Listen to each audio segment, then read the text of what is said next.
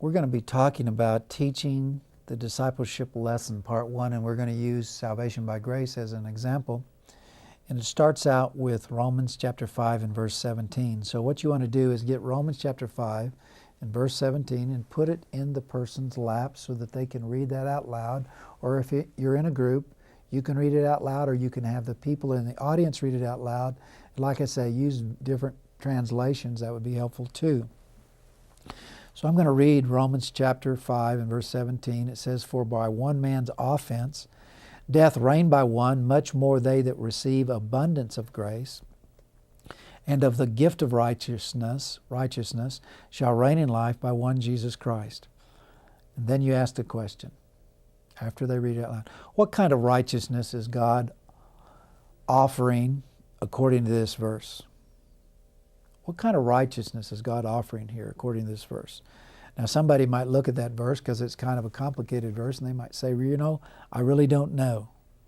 And so I might say something like this. Okay, let's read the verse again. And when it comes to the part of the verse I want to emphasize, I will stop and help you see what I'm trying to emphasize, okay? So then I have the person read, For if by one man's offense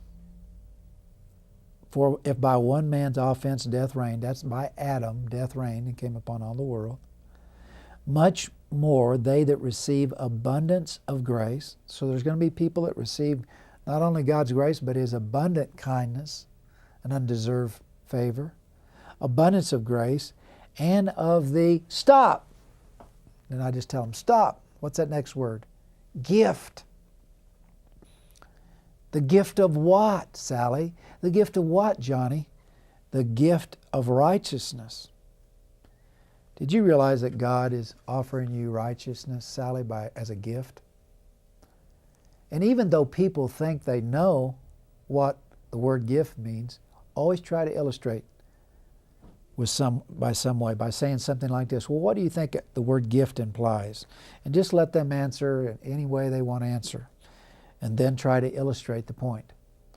If I bought bicycles for my children on Christmas, and I gave them the bicycles on Christmas, and then I said, and by the way, in January you're going to start making payments, would that be a gift?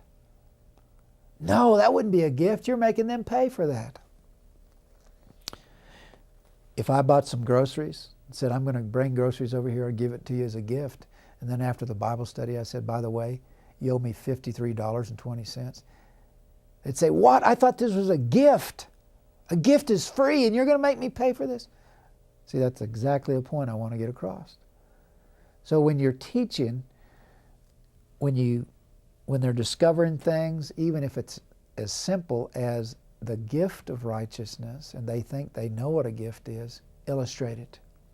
Illustrate it through an illustration. The bicycles, illustrate it through an illustration. The groceries. You see, a gift also costs something to the person that purchased the gift, but to you it's being given freely. You know what? It cost God the death of His very own Son, but it's offered freely to you.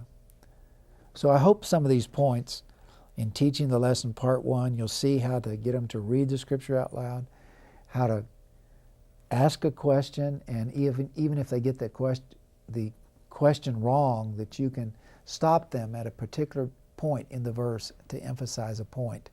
Then illustrate with illustrations the things that you're trying to say, and it'll be much more helpful in your teaching. God bless you.